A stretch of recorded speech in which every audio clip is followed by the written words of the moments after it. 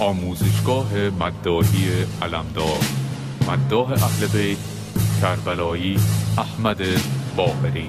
چه روزه که بوی گل نیومه، صدای چه چه بلبل نیومه.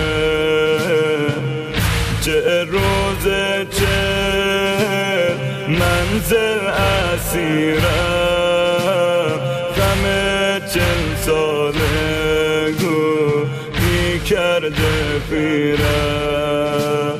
چه روز حسینم را ندیدم،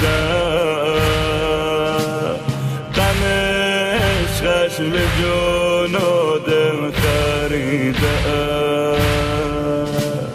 چه روز غم 40 ساله دیدم،